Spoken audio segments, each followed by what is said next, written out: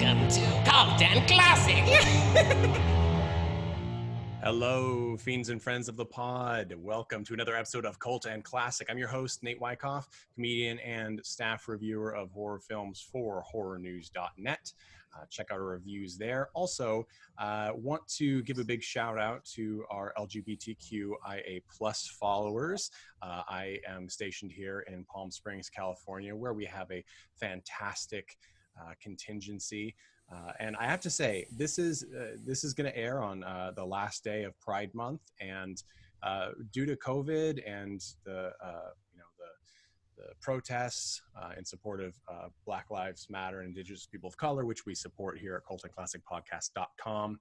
I got to say, it's been kind of a sad Pride Month. There hasn't been a lot going on, understandably. So we wanted to do a little something. So we're dedicating this episode to Pride Month, and we're doing two films that have some relation to gay issues. Now, as a word of warning, they're both from the 80s, and they both have questionable language associated with gay people. There's a lot of backstory here, so we're going to go into that. But if that's the kind of language that easily offends you, this may not be the episode for you. The first movie we're going to be discussing is 1980's Cruising with Al Pacino. And the second film we will be talking about is the buddy cop movie from 1980, I believe it's 1982, Partners. There's a lot to talk about. We're going to get there. But first, let's introduce our guest host for the day. Jeff Tucker is back. How are you doing, Jeff? Good. Still here. Tad ran away. Tad has left us for the time being, but that's okay because we have fantastic Mandy Longley here, who, full disclosure, is Jeff's sister and movie buff. How are you doing, Mandy?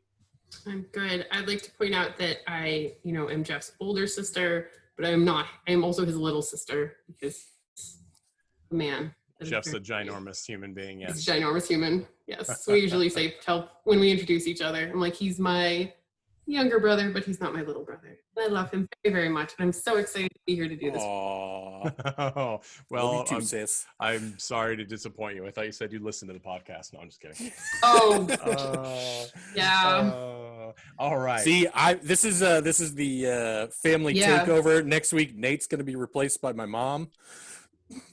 Right. I'll have to make a counterattack. They'll be my two cats. They're very vocal. They have very strong opinions. Well, okay. So this first movie we're talking about, Cruising. Like I said, it's got a star cast. Al Pacino, 1980. It's filming in 1979. The director is William Friedkin, a phenomenal director. If you're not familiar, he did The Exorcist, and then he followed it up with The French Connection, and then he followed it up with a couple of more films, Sorcerer, as well as some others right afterward. He's a fantastic filmmaker. This film is sort of the black sheep of his bunch, and there's a lot of reasons for that. He wrote the script based off a novel by Gerald Walker, and there's some other things that it's based on too. We'll get into that. But the general story is this. The story is there's a murderer killing gay people in this S&M district in New York City, and Al Pacino's character, a sort of young beat cop, is offered a chance at becoming a detective quickly if he goes undercover as a gay man to suss out this serial killer. And there's a lot of stuff that happens. There's a lot of dead bodies, and he seems to have trouble struggling between this world that he lives in at night and his fear of homosexuality. I would say is fair to describe it as that. And then at the end of the film, there's another murder that you're not sure exactly, although I think we can probably determine definitively who caused it. So first, Jeff, what was your take going into this movie and then walking out of this movie? Well, I mean, just on a theme that we've been going here, by far the most competent filmmaker. Just the technical elements, the acting, the directing was very good. The story, I think, is where it was weak. There is a issue, kind of throughout the film, where it doesn't really follow like a kind of a normal kind of narrative. There's really not much of a mystery here. There's not, because we basically see the killer on the first scene, and we don't really have a lot of tension mechanics, similar to other films that we've had on this show. I will say, just to interject real quick, although we do see the killer, every single person in this film looks alike. That's so, okay, it wasn't just me? No, it's pretty much, I think it's intentional, but it's basically every single person looks like Al Pacino at this age in this. And by the way, if you same curly hair. Exactly. If you look at the posters, Al Pacino does not look like that. Al Pacino in the posters looks more like what we think of as Al Pacino than he actually does in the film. He's very young looking in the film. And so I did not recognize him, full disclosure. I did not recognize Al Pacino when he came on screen. Sure. Yeah. Well, it's because we've seen 3 Al Pacinos on screen before we actually see the real Al Pacino. He looks so much like them. And that does play into the plot a little bit because he's chosen because he looks like the victims. So they're like, this murderer clearly has a type.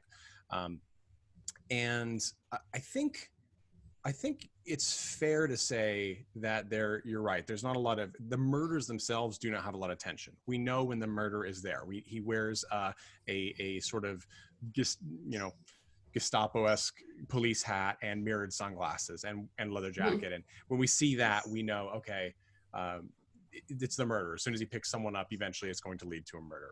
I would say that there's tension though. And I definitely think for me anyway, it comes from Al Pacino's character when he's in the S&M clubs. Like, it's very sort of psychotropic. Like, it's a little oppressive. Everything is very dark. It's very blue. The entire film is pretty grungy, right? Like, this looks like a dirty part of New York. And there's been some criticism of that, saying that, this is not a kind representation of the gay scene. I will say that it definitely is. It says it's the S&M scene, and it is the S&M scene. This is not a soft crowd that they're in. But I guess my thing, when I looked at a lot of the criticism, and there's a fantastic article in the Village Voice from 2018, if you're interested in this film, and I highly check it out, by Jason Bailey, called "Making Sense of Cruising," and it kind of details a lot of the struggles this film had.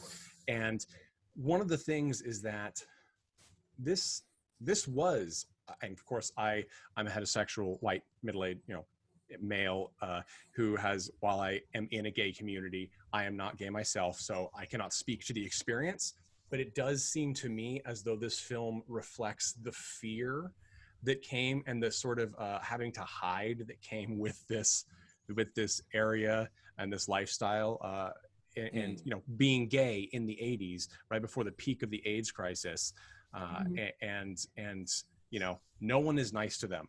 The police are absolutely not nice. At the time, these S&M clubs were owned and managed by the mob. So there's a very, it's got a very threatening, sketchy, dangerous feel. And then you add to the fact that everybody is clad in leather, and they have fantastic Foley work in this film. I assume it was intentional that every time Pacino moves when he's undercover, he has his leather jacket and his chains and all this crap, and it all jingles and squeaks every time. Like, it's just this constant cacophony of leather and metal in this film. And so I did feel that as a tension, but it was odd because I think the assumption would be that it is a murder mystery when really it's sort of this weird psychological drama, right?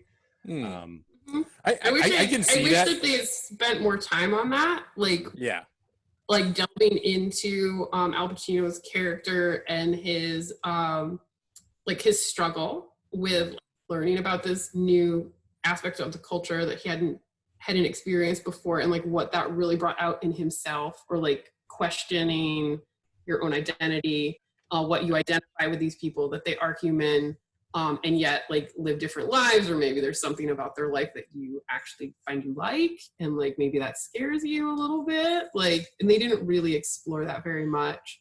I thought you got little glimpses of it here and there, but they didn't really like bring that front and center.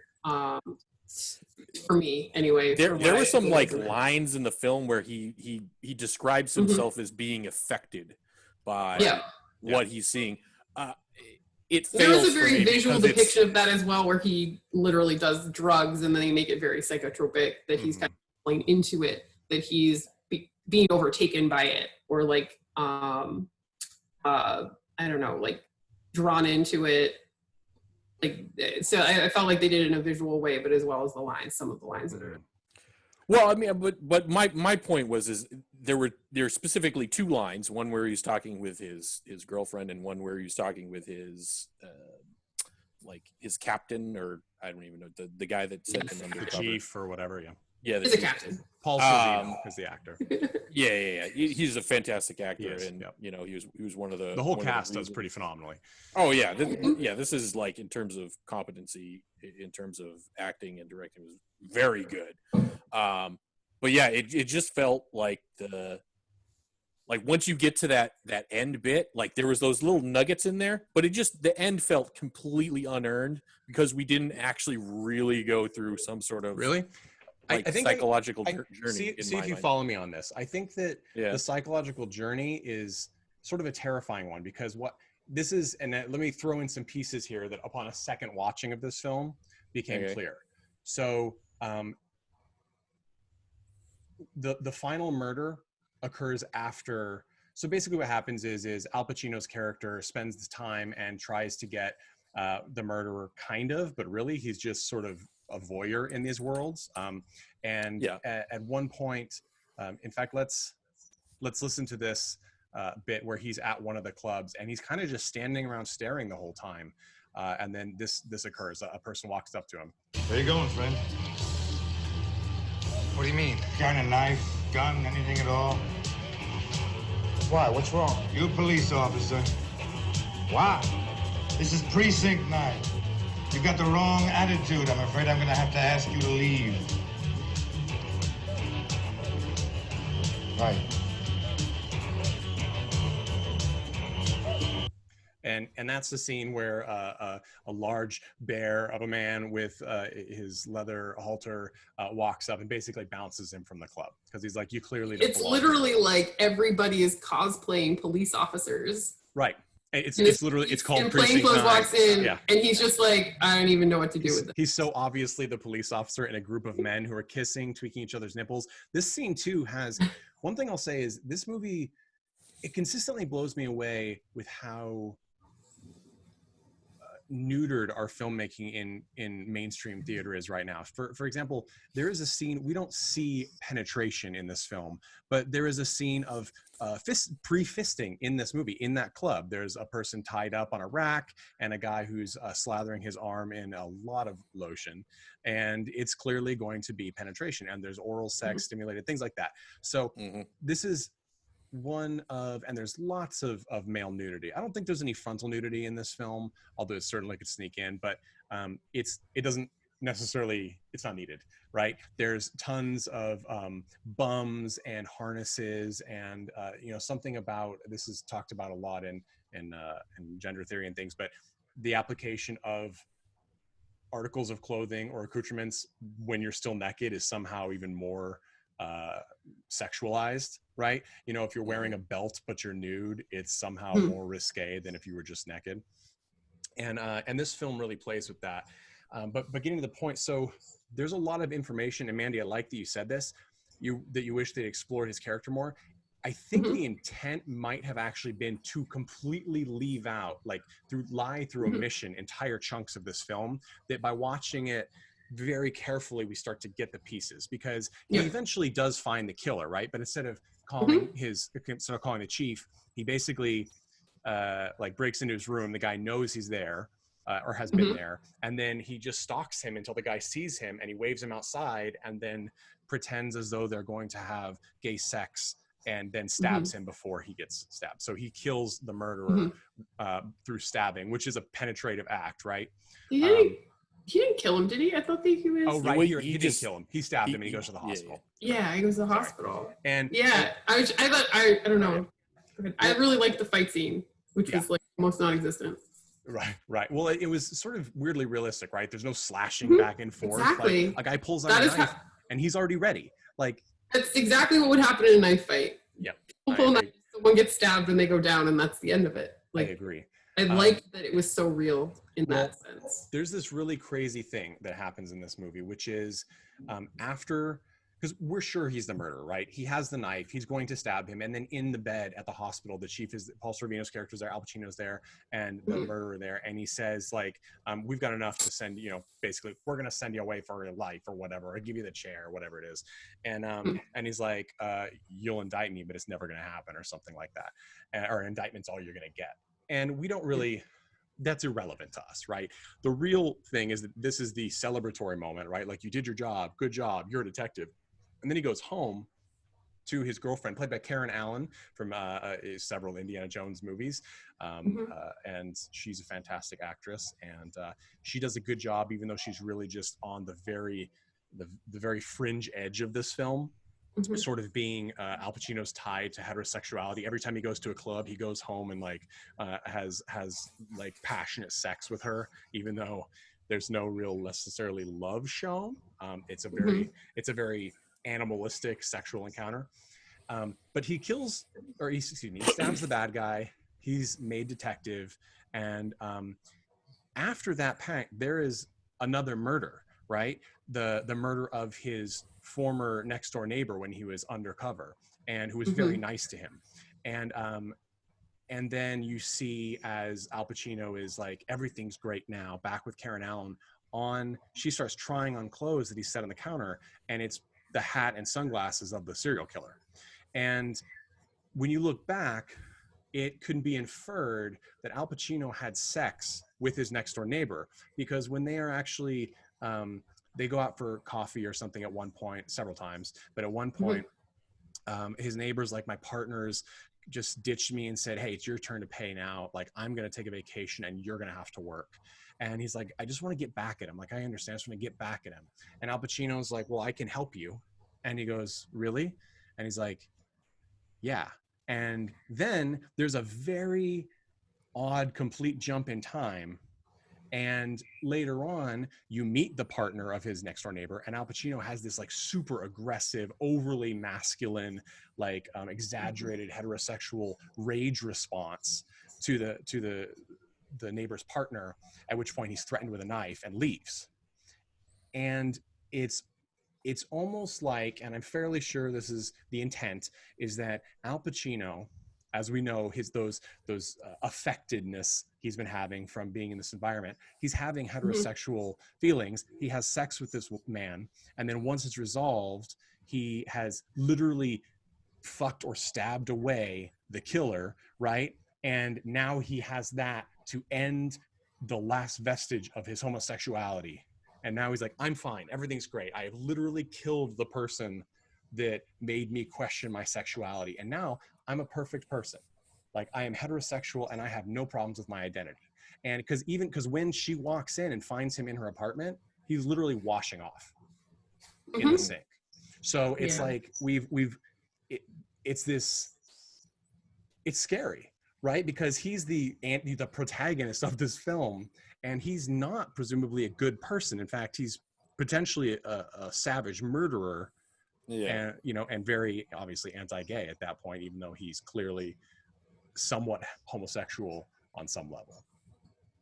So that became more apparent to me when I watched it the second time, because it filled in spaces that just seemed like, I'm like, why am I seeing this?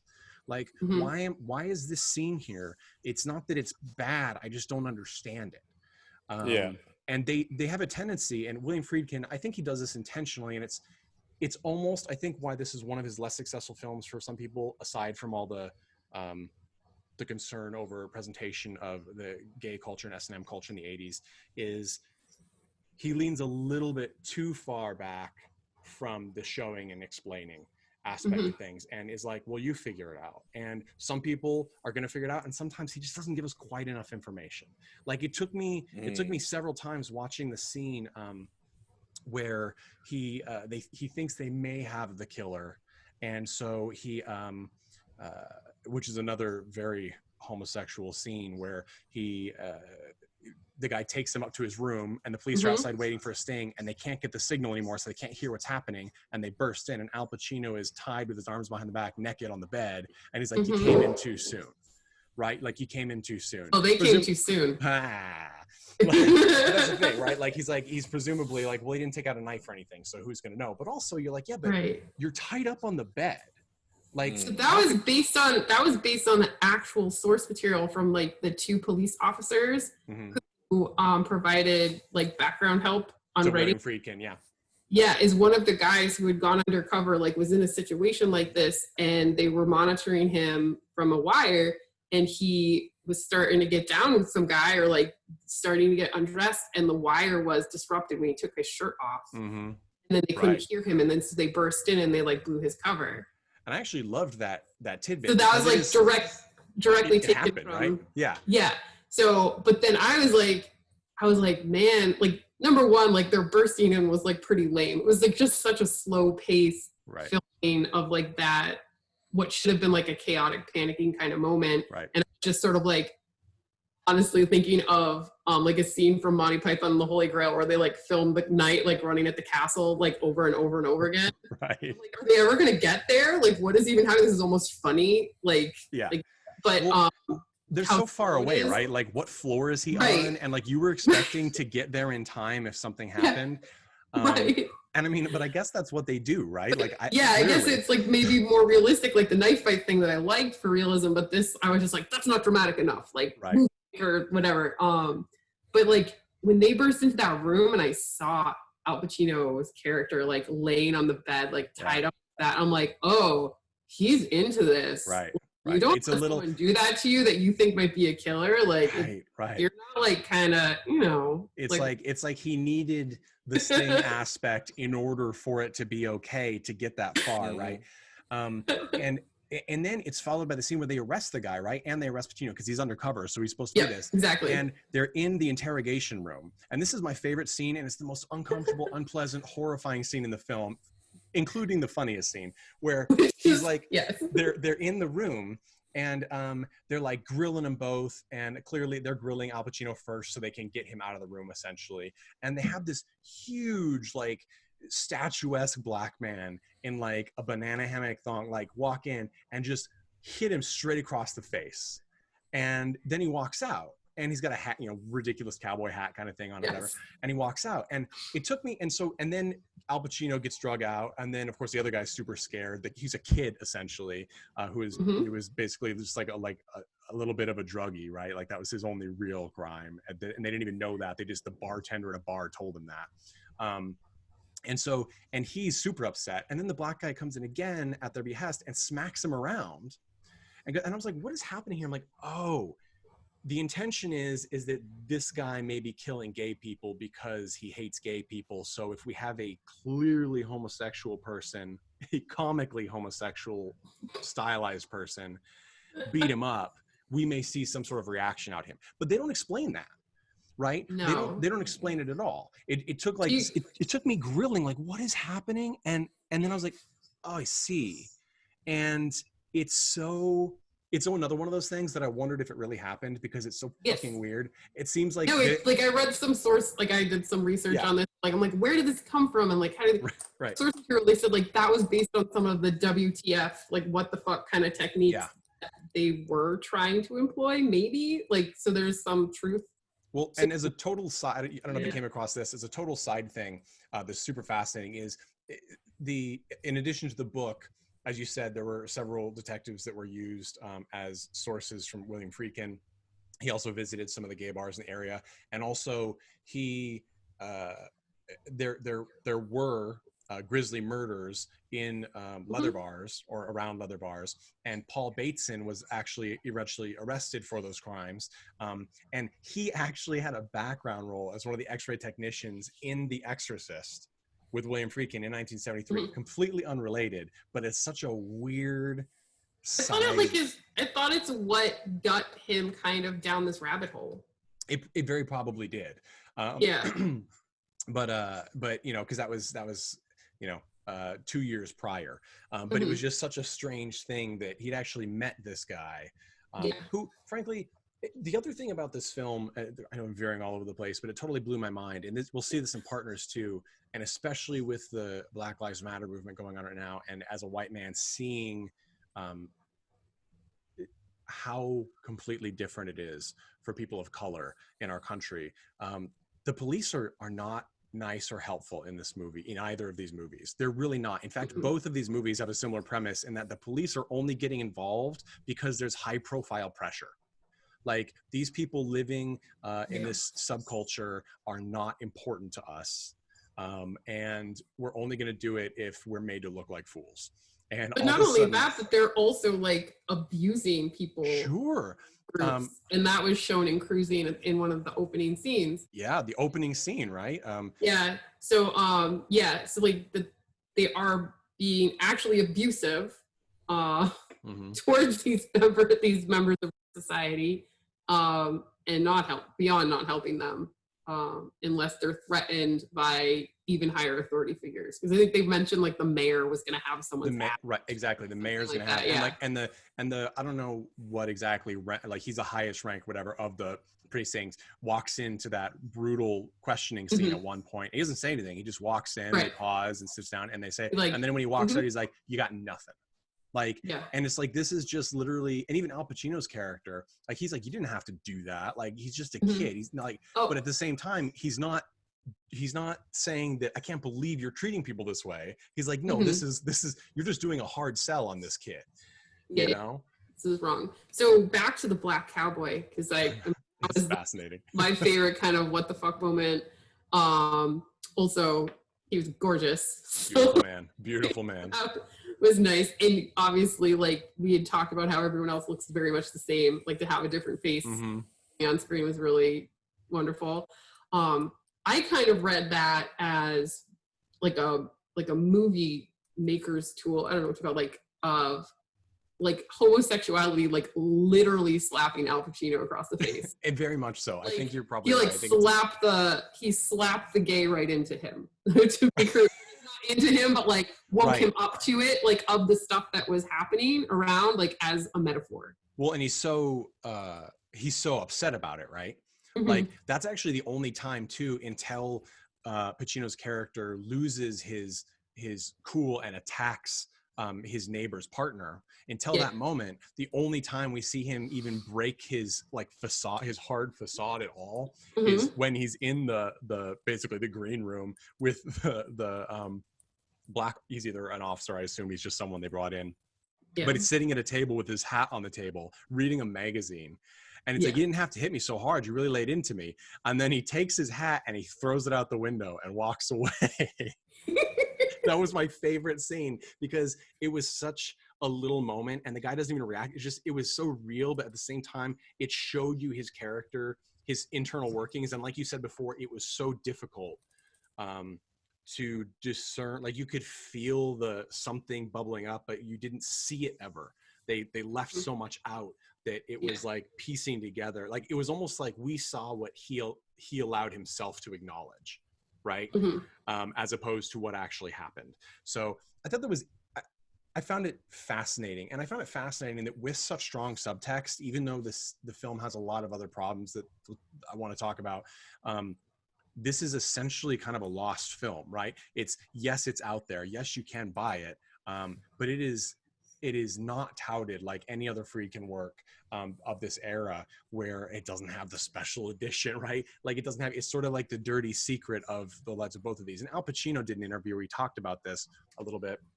And they asked him, because there was a lot of backlash in the gay community at the time where they were filming this, when they were filming this, 1980 and 1979, excuse me. And he said it made him, he never thought about the real life surroundings and effect of the character. He's like, as an actor, I was just interested in the character. He's like, but after that, now I pay a little attention to it. He's like, I'm a little bit aware of it, because I feel like it's important to be a little bit aware of it. Otherwise, the implication being that you can hurt people, or you can cause something as an actor that is not beneficial to people, which is not worth it, right? So I thought that was fascinating. And Friedkin has just had a hard time talking about this movie. He talks about this movie and he doesn't seem to be able to communicate what he was trying to do. And I think he's a good filmmaker. There's no way he didn't know exactly what he was trying to do and everything, whether or not he was able to accomplish it. So I think the pressure of this being expected to be, even before it was released, as sort of a homophobic somehow, or at least a poor representation of homosexuals in New York at the time. I think that really sort of stopped him from communicating about it, which is a shame. And I would hope that at least now, maybe we'd be able to look back and see what the intent was. Because now, having watched the film, I don't feel like it was intentionally mean to gay people. I feel like it's showing, hey, this is a world that's really mean to gay people.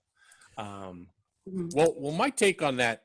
So if you're back in the 1980s and you're not getting any representation in the media, and the first time you're getting represented is a bunch of gay men being murdered and a cop essentially being a voyeur in a very small subset of your not even something that most gay people would probably identify as. Correct. Right? Yeah. So it makes a lot of sense that they'd be like, well, this isn't the story that we want told, right? Like this isn't our story. Like this is really using the shock factor of this world, using the shock factor of people being grisly murdered as a tool, rather than telling like a real story of people and their actual struggles.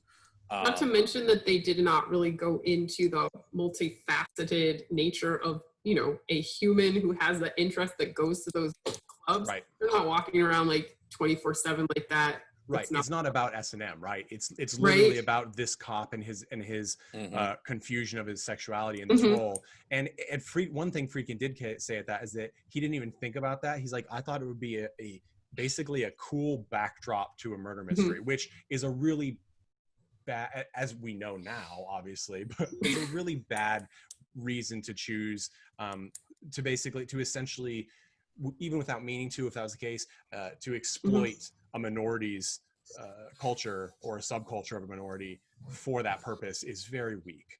Like we mentioned before when we were talking about Ernie Reyes Jr., how he played some sort of Aboriginal in The Rundown with The Rock, and you're like, okay, like that whole movie, virtually every quote unquote jungle film, and I love the genre, is exploitative in that way. It is taking something and saying, here's an action adventure movie in the middle of this thing that is mysterious to us. And because it's mysterious to us, it is, we can gawk at it, and we can heighten the highs and, deepen the lows to be the most bizarre and shocking possible. And I think that that's, the understandable criticism that you brought up, Jeff, that a lot of gay people had at the fear of this movie, right? Like, even because a lot of the people who were in the area with his film Picnic, were, I would think, describe themselves as being patrons of these places that he modeled these clubs after, right? But even they were not happy with it. And I think it's because of that fear of the one-dimensional portrayal, this, and there is a bit of that, right? I think that it is softened by the fact that the people that are victims in this, either the guy that's arrested or the actual people that are murdered, they're concerned, right? Like they're actually afraid of these hookups. And for anybody that doesn't know, who's listening to this, cruising is, while in the 50s and stuff, it was the idea, oh, you're cruising for chicks or whatever. It was heavily used in the gay communities, and I don't know if it still is or not, but for the bathhouse and the bathroom meetings and things like that, when it was illegal in places, and that's how you had sex or met people who were gay. It was so clandestine, and that term ended up being used later, and that's where the film gets its title. I really like the double meaning of the film title. Like both of these films have double meaning titles, and I like that. Right. It worked out. But yeah, like cruising of police officers, like cruising their beat on their street in their cruisers, and then also like cruising for sex as a in this time period in American culture. Yeah. And I actually, we'll talk about it when we get into Partners more, but I really like how these movies are essentially the same treatment. It's like there was a photocopy of the same treatment of a film, and one, one blew out a window and really Friedkin caught it, and another blew out the window, and James Burrows caught it, and we're like, oh, I can make this movie. And they're so unbelievably different, yet they hit so many of the same beats over and over again. Well, I actually thought that the maker of the second film was trying to essentially remake Cruising, but in like a quote unquote nicer light for gay men, and then we'll talk about this in a minute, but fails miserably. Right. I think that there is some so badly. I think that in some ways Cruising is actually nicer to gay people than Partners, but we'll talk about that. Let's play this clip.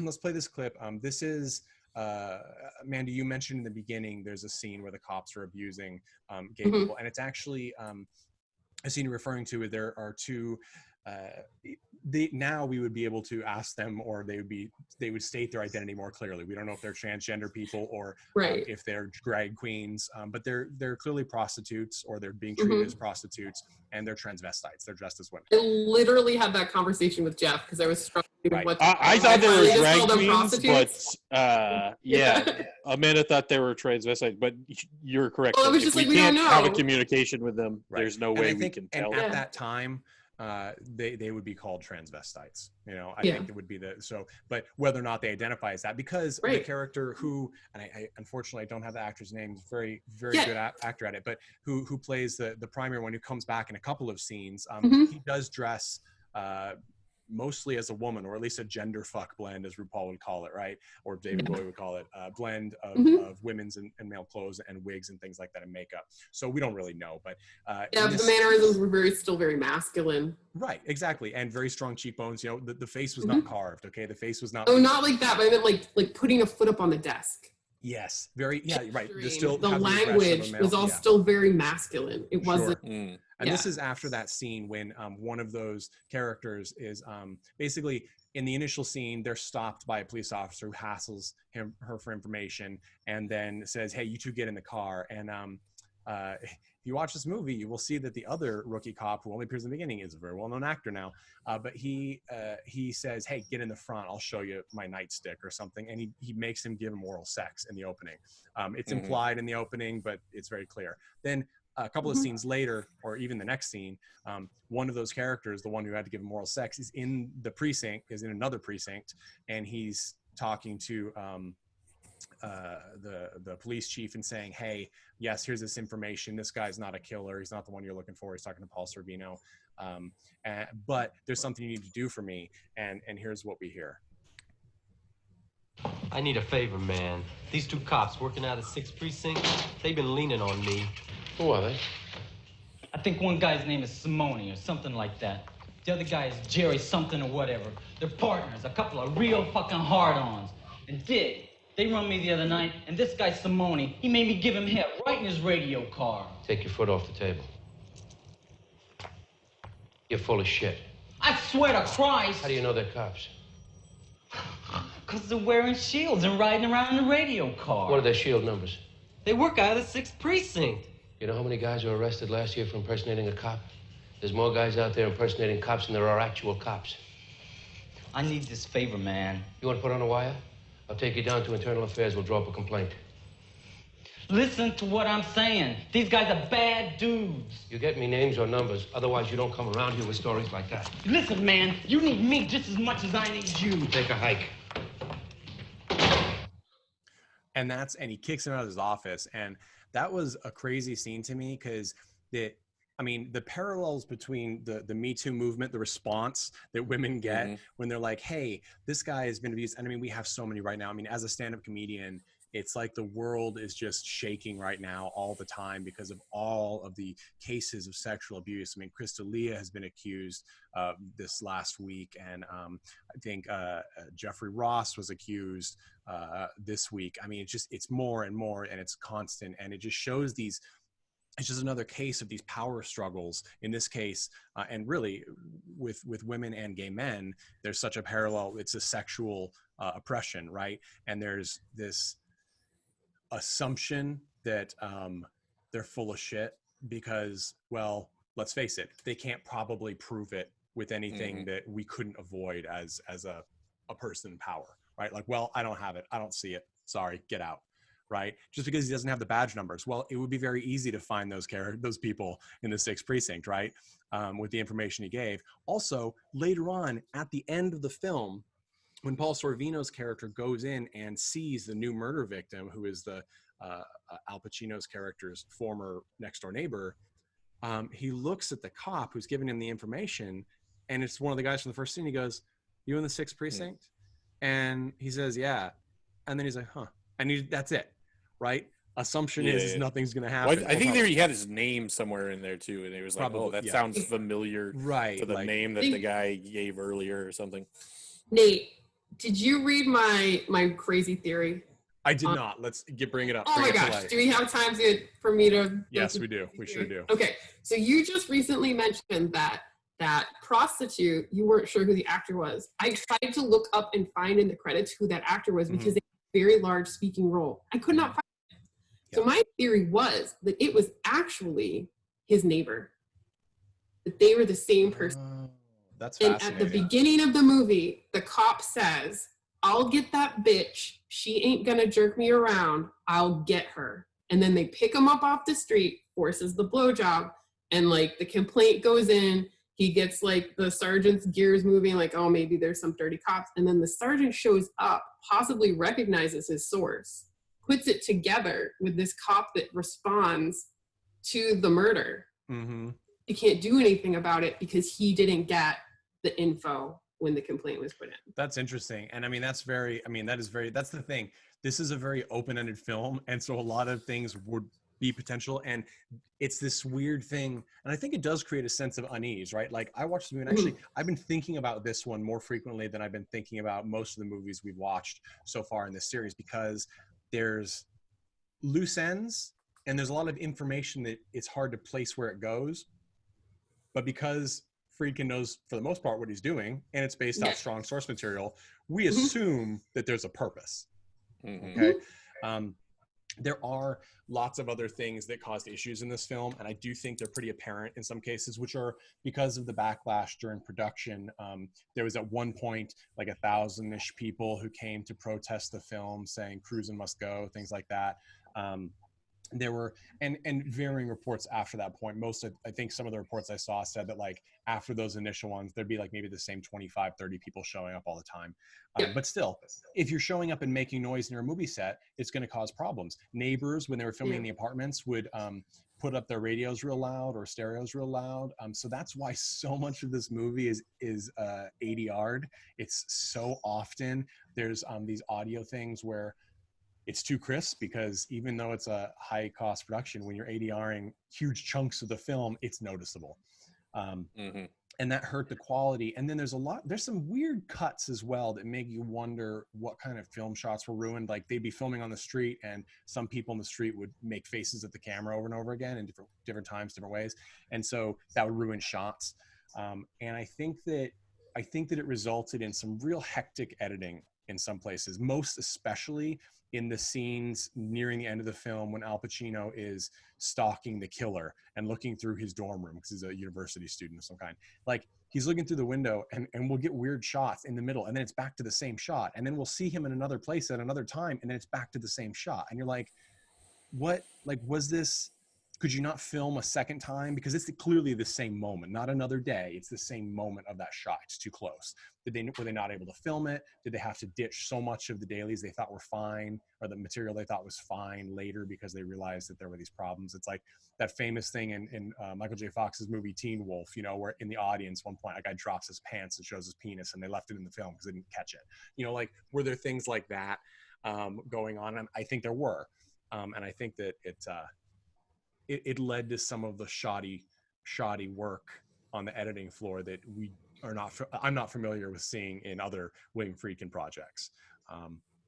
And another thing I thought was interesting is one journalist who was covering the film pre-production, post-production, said that there was roughly as many people who were picketing the film.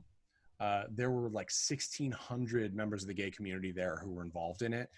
Some of them were giving information to other people, say, hey, come here to picket. But probably not most, right? And of that, this is right before the AIDS epidemic peak. Like they're like, we lost a huge number of the people in this movie are just, they're gone. They died well before their time. And this is a interesting, if nothing else, I think it's becoming recognized that this is an interesting sort of relic of this slice in time that is no longer, it's just not there anymore. You know, I mean, yes, there are S&M clubs and all this. I read the same article and I really liked, there was like a quote that said to me, it was like a nice, like a time capsule. You could look back to some of the accurate representations of these clubs where you could literally have sex. You could walk in to see some guy getting plowed like in a club, and now like the most like bad thing or dangerous thing you can do in one of these clubs in New York City is smoke.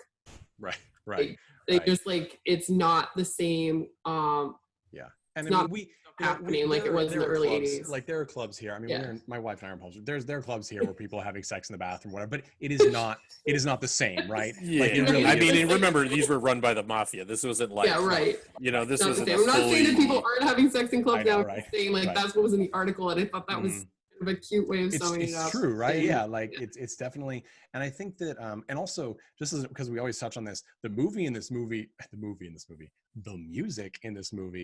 is fantastic. There are so many like 80s punk tracks. Is there even a Motorhead track in there? I didn't check. It sounds like it. Like there's very good music in these clubs and throughout the film. And then the orchestral soundtrack of this movie is very, there's atonal bits in it. It's like it's a piece of music that then has these really weird off notes, and it just serves to enhance Pacino's character's like discordant thoughts and recognition. Like he just for a good chunk of the movie, he walks into these bars, walks around, looks around, and then walks outside and goes home and sits at home and then gets up and leaves. Like that's his whole thing. He wasn't even a detective. Like he was just a voyeur, and like he actually doesn't do any of the detective work. He does the bit that doesn't help, right? He does the bit that gets the guy that he potentially wants to have sex with arrested. That's the part. Who's not the guy. Yeah. But he's a voyeur, and he does see the person that is eventually, you know, the killer, and by being given the roster yearbook or roster or whatever it was, he's able to then match somebody that he saw in one of the clubs with that image. But he was basically just there to like kind of view what was going on. And that kind of a little bit goes back to my thing of it not being earned. And I know we disagree on this, but I felt like, and this is a Colton classic Jeff thing. I'm going to go rewrite this thing a little bit. It needed a little bit of backstory into this character, I think. He needed to be like, have this like murderous element inside of him before he entered this world, because otherwise it just seems like he went and saw a lot of kind of S&M like culture stuff, and it just now he's into murder. It really makes the only thing that makes sense is he had this part of him inside of him already, and this just kind of like awoke it in him or something. Like he was already gay, but like he was fighting it. He was already violent, but he, you know, had never, you know, brought it to fruition. There needed to be a little bit more character element to that, because it just seems like he flipped a switch to me. Like it was like he was viewed as this character, and then all of a sudden a flip switch that we didn't see, and he now was like the predator. It was like he was a voyeur and then a predator. You know what I mean? And that was the part that I think I disagree, and here's why.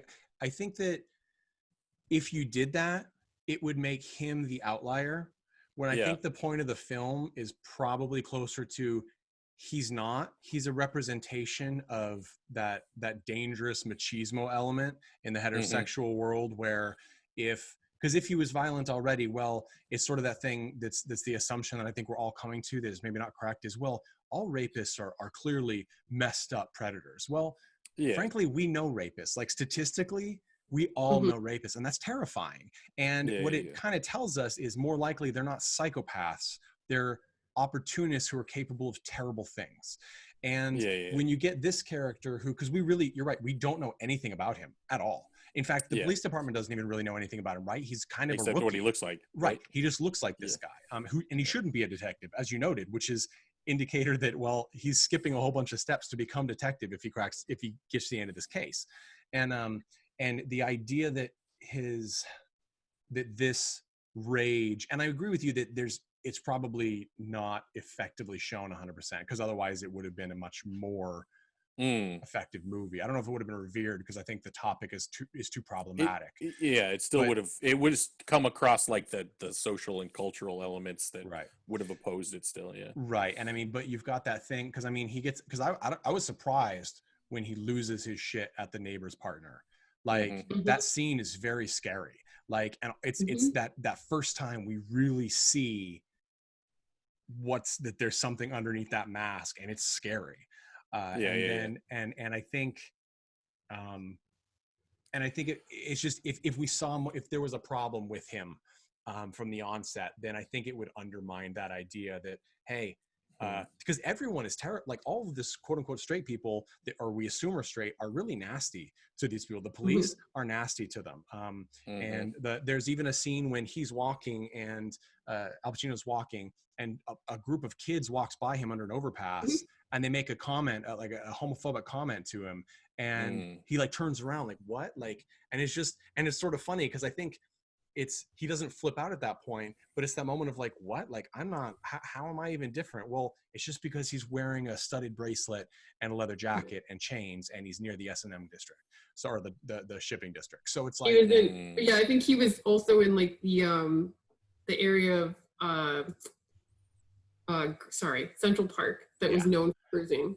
Exactly. The hookups in the park. He was like in like the hookup part of the park. Like dressed up. Assumptions were made. Yeah, exactly. And so I think it's funny though, because there's the assumptions that he wanted people to be making. He was exactly. He still can't handle it, and it's like it's touching that raw nerve that's like too much. And when he tells Paul Sorvino's character, like, I can't do this, I don't think I can do this, and he's like, you have to, you're my guy. And then he gives him the clue that is like basically like, it's probably definitely one of these people, find out who it is. And you're like, okay, well, that wasn't very hard, was it?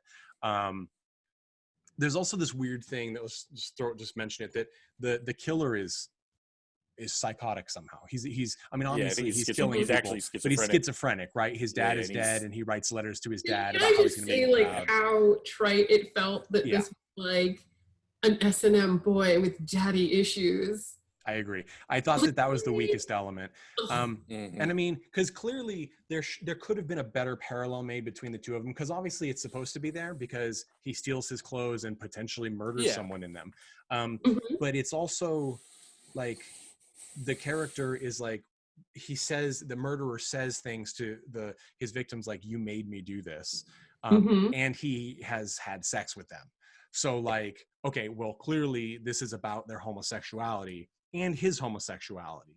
And we get the idea that his dad is like this cold character from this apparently delusion he has of sitting next to his dad saying, I'm going to make you proud or whatever. And that is the element that is so unnecessary and out of the blue that it was the idea where gay people are people, but killers have to be completely nutso, like in a stereotypical level, which I think is probably not the real answer. Yeah, I mean, like, I mean, I thought that, I agree that was unnecessary. They cast him as, essentially this vision of his father is telling him to kill people, like, you know what you need to do. And I mean, you could have left that out. I just think that, with the not knowing of who the Al Pacino's character is, it just leaves too much space to be like, oh, well, he was a normal guy beforehand, and then, something, and maybe you're right. This is a portrayal of him, he finally is forced to come to face with his sexuality, and, it's some sort of, mental breaking point for him, and he snaps. it doesn't even have to be that he's gay, right? It potentially is that he's finding that he's getting aroused by being around gay people and he hates who are being sexual, right? Right. And so, which is sort of like that concept of a spectrum, right? Like everything, it's like, you can do. So, I mean, there's potentially that. And I think that the idea is not so much that I do think that this is probably the intent was with leaving it so open, is that everyone potentially who has these outdated or outmoded heterosexual norms is capable of something like this, because essentially, right, it's fear that leads to hate leads to violence and so it's the culture of like this, uber masculinity, and like any sort of like weakness in it is like, an aberration that you need to, destroy or whatever. And he's doing that. I mean, I get that. I just I don't know. I guess maybe I'll have to watch it again or something to like actually find that in the film. I think for me the key turning point was realizing that he probably had sex with his neighbor, because to me that was it. Then looped it all to the end where, hey, he's caught the killer. He's and now the only last vestige is the person that he's had sex with, and then he can leave this identity behind him. And I do like the idea of thinking we're only seeing what he's letting himself be aware of, because otherwise he couldn't handle it anymore, right? Like if he knew he did these things, he can't go back to his girlfriend who knows how she'll react, because he knows how he's seeing people react, right? Like he's seeing these other cops react this way, and this killer who he is got this weird seduction with in the end, which is just this. I love that scene, as you said, man, and not just because the knife fight was realistic, but because it is such a crazy, weird, ballsy thing that, hey, let's get as vulnerable as possible. Like, aren't you gonna take your pants? Like he tells the killer, aren't you gonna take your pants off? Like, it's so weirdly vulnerable to do this that there are so many conflicting emotions and issues around that I'm as confused as the killer is, right? And it totally gives the power to Al Pacino's character. Like he was the predator in that scene. Oh yeah, he was the predator 5 scenes beforehand. He was full on. With his like least subtle stakeout ever. Yeah, I mean, that was like it started out as like a bad stakeout, and then it became stalking. Yeah, because at first I'm like, he became an invitation. Exactly. Yeah, it's his progression, and it's sort of like just waiting for him to realize it, right? Like, because I was like, really? He didn't. I'm like, okay, I could kind of see that it would be hard to put, because he sneaks in his room, right, and finds the letters he's written to his dead dad that say all this crazy stuff, and you can understand like. Okay, I can understand when he crawled back out, getting the fan in the window would be hard, perfect. So when the guy notices that, I get it. But then like he pulls out the letters and he didn't even put his dad's letters back. He just read them and then threw them on top. And you're like, oh, this is intentional. And it totally is, you know? And it's sort of like, He didn't even seem that worried about the guy coming back. He was not afraid of him at all. About the guy coming back while he was looking at letters than he was. And when you see them, he's not threatening, right? Like he's become this skinny college student, who plays dress up and kills homosexuals. And Al Pacino is this other figure, this looming presence. So that was interesting. I definitely, we can wrap this up. Mandy, would you recommend this film? And if so, to who? Oh, wow. I see. The thing is, I knew you were going to ask this question because I've listened to the podcast before. It's hard to answer it. This is my least favorite part because I never prepare well enough for it. I would recommend this to I guess people who are curious themselves.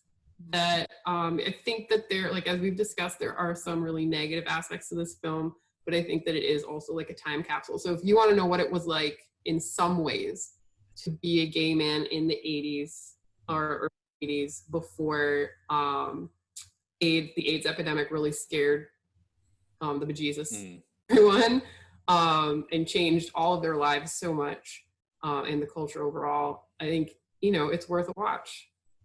And also for all the other cinematic issues and interesting aspects that we've talked about. Plus there's a glorious Black gay cowboy in the middle slapping people. There is. So tune in for that or check that out. I'm sure it's on YouTube. There are a lot of really toned naked gay men, right? There's like, a lot of nice ass in this movie. Yeah. If you just like nice ass, like that's. I was like, I'm like, I just am I'll be the jealous woman on the every podcast shot. objectifying men's butts, but yes, Perfect. There's they did good casting. Jeff, how about you? I think this one's simple to me. This is a movie for movie buffs, like people that love film. I mean, I think that's and dissecting film, right? Huh? And dissecting film, right? Yeah. I think that's the type of person that's going to like this movie. I don't think it is an interesting backdrop and like a historical, like time capsule, as the person that wrote that article said. But yeah, I think the thing that makes this interesting is there is a lot of details in this movie. There's no question about that. Obviously we've talked about the cowboy hat, bitch slap, but I appreciate the flagging. I thought that was a nice touch that they put in there. It's a little bit heavy at one point when they like literally explained some of it, but I thought that was definitely a big part of the culture in cruising, was to have those the handkerchiefs in the back pocket. What does this mean? What does this mean? You're giving oral sex. You want? And they were sex. accurate. I looked them up. They were accurate in the film. Yeah, I mean, and so like the tapestry is nice, even though it was exploitative. But yeah, I think it's really just the details and the really just a intricate film, a very intricate film. It was missing some pieces for me personally, but I still even was able to enjoy it for the details of it. And maybe after this conversation. And I think that good movies like this have the ability to have like a good conversation about all the details. I may have missed a bunch of things that may fill in some of those holes for me based on this conversation. I don't think so, but I'll probably watch it again. Yeah, I think that's fair. I do think it's missing some pieces, or there are some elements that are not fully realized, whether it was for production problem issues or just a lack of completely understanding the source material you were dealing with on William Friedkin's part. But I think it is one of those films that it's expertly made. The cast is phenomenal. Yep. The writing is pretty good. And so I think you can watch it multiple times and catch new elements, and you cannot beat the backdrop. Like this almost perpetual nighttime grungy back alley docks setting is really enticing. And as another reviewer in the Village Voice said, or was quoted in the Village Voice as saying, it's also downright sexy. If you're like, even if from a just a human standpoint, it's very there's a lot of sexuality in this film, and it's a part of the movie, but it also is very enticing. And I think that people who are interested in a movie, I think I had a gay friend of mine said to me after seeing Atomic Blonde with Charlize Theron, said, I liked it, but it made me mad when it was over because I realized they'll never make this movie with men. And it's totally true, right? Because we, as a patriarchal society of heterosexual men in control, we're much more accepting of hot women being homosexual on film. And this is one of those rare cases where it is full of homosexual imagery, homosexual iconography, and we don't get that. And there's no way that MGM, Warner Brothers, any of these big studios would put this film in theaters right now. Like, they just will not make this movie right now. And that's a shame, because there's people of color. There's obviously lots of LGBTQIA plus potentially representation. And if we got this from people who actually live that experience, it could be an amazing film that would open a lot of people's eyes and cause changes. But I don't see that happening right now, which is a shame. And so seeing this was sort of like getting hit in the face with, wow, this is what we're missing right now. So if any of that sounds interesting to you, that's who I recommend this to. Yeah. Okay. So you got another a bit before we move on? Well, just as one comment. So I just was like, I was just kind of like looking at this film, and I was just thinking about from this film kind of, and like the community saying this wasn't, representing us in a way that we wanted to be seen, et cetera. And I was just thinking about from 1980 until today. And note that this film came out closer to World War II than it is close to us. Like it's 40 years in between now and then, and there was only 35 years since World War II ended. Just the concept of that. Yeah, that is pretty trippy. Just the amount of time we're talking about here, just the scope of it. It's a lot of time, and we still don't really have like a romantic comedy with two men. Nope. We have some great films like Brokeback Mountain and some other examples, but it's that Brokeback Mountain's more of a a tragedy and two men that are married to women, and there's always that question: can we have as gay people is asking the question, can't we have something nice like like something that's nice? Like Will and Grace there's a reason. I mean, I think it's well written and well cast, but there's a reason why I think it has such a following in addition, which is gay people can have normal lives, and it's not it's not a future that's doomed for tragedy or going to hell and things. And I think that I think you're absolutely right. We have not gotten give us a boy meets boy romantic comedy. Just do it. I know it's probably not going to make like the biggest amount of money because it's not like maybe the biggest market, but just make it. Let's just have it. It's maybe time.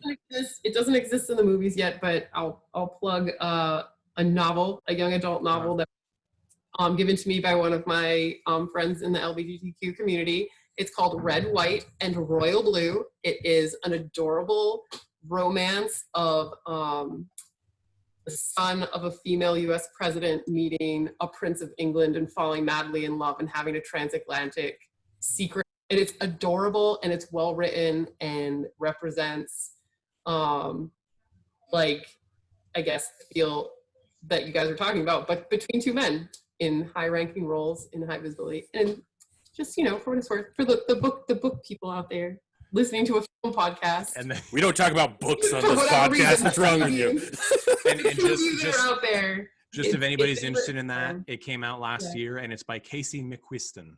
That's McQuiston. So give that a checkup. I also myself have a lot of friends who are young adult fiction writers, and if you think that young adult fiction means that it's tame, that is a very much incorrect statement. So awesome. That is some good stuff. Okay, so we've talked about Cruisin'. Cruisin' was a highbrow film with highbrow aspirations. This next movie, which was made 2 years after, is certainly a different beast. Okay, it's called Partners. It's one of those movies, if you just look at the poster, you think that it's going to be something that was run on TNT on repeat, and I guess it was. Was it really? Something like that. I saw some reviews where they were talking about seeing it on TV. It may not have been TNT, but you know what I mean. It was played on TV. Now, the cast and crew for this movie is startling. We'll go through it first. So the director is James Burrows, who is still active. Very good director. He has directed a great number of films where both gay rights and also race rights were key. He did several of the episodes of Superior Donuts, which, while I wasn't necessarily interested in the TV series, the play that it's based off of is phenomenal. And he directed a lot of TV sitcoms like Mike and Molly, but probably most known for directing a gajillion episodes of Will and Grace, all the way through the current series that streams. So he's very, very prolific, almost exclusively in TV, but he has done a lot of other things. And we're not just talking about contemporary TV. He directed a ton of episodes of Taxi and Good Time Harry, things like that. So there's a lot of stuff. Created Cheers. Yep. Which, by the way, I love Cheers. Cheers is a great film. Woody Harrelson became my favorite character as a kid and is still my favorite character thanks to that. And the writer, this is the one that blew me away. I try sometimes and do the research on a film after I watch it, and then if I get a chance, I'll watch it again. Francis Veber is the writer of this, and he also wrote The Birdcage. And that one surprised me because I think that Birdcage is a very different beast for a film that involves gay characters. But I mean, he also did The French Detective in 1975, Le Cage aux Folles 2. I'm probably butchering that French name, but he's done a lot of stuff, and he's still active as well, primarily writing in French productions. So he's done a lot of stuff, and he is he gay? I believe so, but I did not check that out. But regardless, he has this great quote, by the way, that I found that I love, which is, "I don't live in America. I live in Hollywood," which I thought was a very, very fun quote. But so this movie then stars Ryan O'Neal and John Hurt. John Hurt, of course, being a phenomenal actor. I always think of him as Kane from Aliens, but from Alien, and that it's totally worth it. He also played John Merrick in The Elephant Man. I mean, he was the Elephant Man, and that role, when I first saw that, it blew my mind. That was phenomenal. So I absolutely love John Hurt. Ryan O'Neal, he played sort of the hot guy in a lot of things. I think probably one of his best films is Barry Lyndon. He plays Barry Lyndon in Stanley Kubrick's movie. He's also in Malibu's Most Wanted. Don't know why I threw that in there for you, but there it is. This movie, like we said before, the plot is almost identical to Cruisin', but without any of the subtext and without the ending. This movie is a newspaper man's gay son is murdered, and he starts writing what the police chief calls smear pieces, which sound to me just like accurate pieces, where he says the police force is not looking into it because his son was gay. And turns out that was right, because once he wrote that, they started looking into it. And what the police chief wants him to do is Ryan O'Neal, who is the straight, strong, heterosexual cop, is supposed to be paired with John Hurt, who plays a character named Kerwin, who is a mousy, quiet, not flamboyant gay character. I think that the strength of this movie at the time is that he actually is a intelligent, if not timid man. And they're supposed to play a gay couple and go into, I guess, not hideout as gay couple, but sort of go where the gays go and find this killer, which, again, this film is not on the level of Cruisin' in that I do feel like objectifies gays in a way in many cases. But let's take a listen to this opening where the police chief tells Ryan O'Neal. His name is Kerwin. He works for us downstairs at Records and Identification. Nice guy. He's been singled out too. Singled out for what? You two are going to handle this case together. I want you to move into their neighborhood. You'll eat at their restaurants, shop at their stores. I want you to live as a gay couple. Is that clear?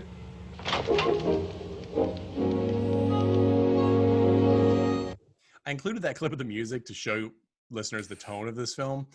Thank you. And like and here's the thing that so I think part of the thing is perhaps looking at Cruising compared to this, Francis Veber was maybe overshooting the heterosexual market a little bit, because it's like it's written from the stereotypical jock in high school from a TV movie, thinking about writing a movie with gay people in it. Like the way, so right before Ryan O'Neal's character is told that he has to pretend to be a gay man, he knows already that Kerwin's character is gay, because they're both sitting in the waiting room outside the chief's office, and a secretary walks over and bends over in front of him to get a file out of the file cabinet, and Ryan O'Neal looks at her ass and like smiles and smirks and nods to John Hurt, who is completely oblivious. And that is the quintessential difference between these two characters. This movie, I don't think, is offensive to gay people. I think this movie is actually offensive to heterosexual people in a way, because, and I mean, we deserve it. Historically, we absolutely deserve it. But Ryan O'Neal's character is a moron, an absolute meathead moron in this film. And he's just, I found him highly unlikable.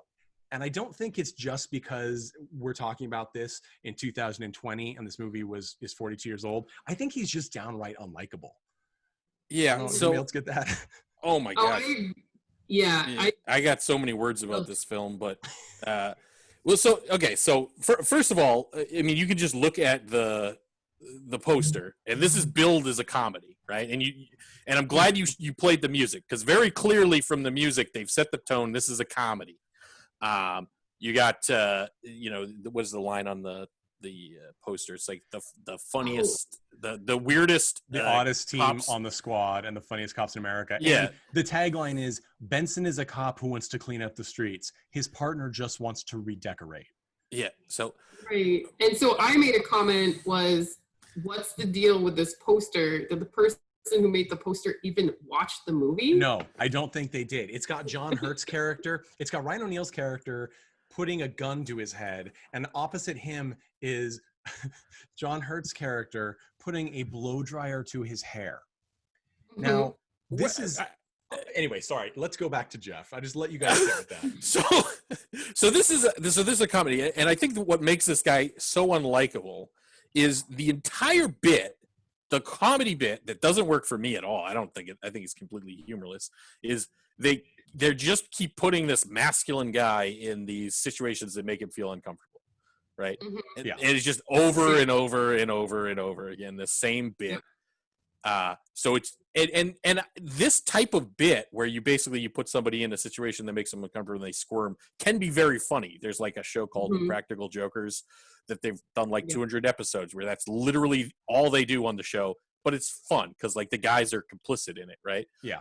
In this case, the equivalent is, this character is being like, molested by a man under a table, and like, oh, he's squirming because he doesn't like it. It's just like, am I supposed to laugh at that? That's what is this?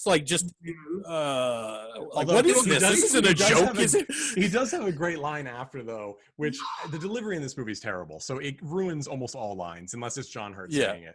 And even some of those are rough. But he turns to John Hurt and he goes, "Now I know how a woman feels." And I'm like, yeah. You kind of do, because you're the character that would be doing that. He's staring at the secretary's ass. And literally my notes say, pleasantly surprised, Benson suddenly identifies with women after being in one situation where someone doesn't objectifies him. And then literally 3 minutes later, I write, and then he just walks in a girl in the shower. Sigh. Yeah, and then a woman says he sees a picture of this woman's brother, and he's like, "Who's this?" And he goes, "That's my brother, but he's taken or something." And then he bursts into the bathroom, rips open the shower, and she's topless, of course, because she's in the shower, and says, "You think I'm a fruit or something?" And then they have sex, or they try to, and he can't get it out because presumably he's an awful person. Oh yeah, and my next note was, who wrote this? They are in bed now? Undercover, unintended. Right, and again, I think, I don't... He's supposed to be undercover as a gay guy, and then he's blowing his cover under the covers. Right. I now... So ridiculous. I was like, who wrote this? Who is this movie for? With these scenes and the actions the characters are taking and the ideas or lack of ideas that are being presented and explored. Yes. I don't understand who this movie is for, at all. Well, so the first thing that I thought when I first saw the first 30 minutes is that I actually didn't know if they were being extremely sarcastic, or if they just were not they were just completely tone deaf. I was like, oh, are they being super aware about the jokes that they're making? Do they realize when they're kind of being offensive, but it's meant to be that way, so that later on you're like, oh yeah, that's, you know what I mean? There's that realization that, oh yeah, that thing was offensive that they said, but they're in the know of the joke, so it was just pure sarcasm. I was kind of in that for the first 30 minutes, and then I was like, oh no, these people just have no idea. They have no kind of concept of the subject matter that they're talking about. And it was stuff like that where it's oh, they're self-aware. He said this comment about now I know what women feel like, but then it's does he? Right. But no, okay. How did that piece of script even get written? By like the person that wrote it must have done it by accident or something. It was like, you know, the scriptwriters just wrote some random words down and it came out as a so that line. I think the issue is that is it Francis Veber is writing a heterosexual characters in the way that straight people tend to write homosexual characters, right? They're caricatures of themselves. And I think in this case, I do think it goes too far, just in the fact that I can't follow it because I find it so distasteful. It's like the ugly American syndrome, right? Like it's just too much for me to grasp. Whereas like it's in his later film, The Birdcage, it's kind of like we're not laughing at them, right? You like these characters and you're learning as it goes along about them, and and there's one interview with Weber was talking about. Then he was saying your best films have the power, have a transformational power to sort of bring in people who are bigoted against gay people and make them warm to it and laugh along with it because your heterosexual and homophobic characters in your films end up coming around. And and I think that's a tried and true premise, right? I do think that exposure can mend a lot of wounds and bridge a lot of gaps.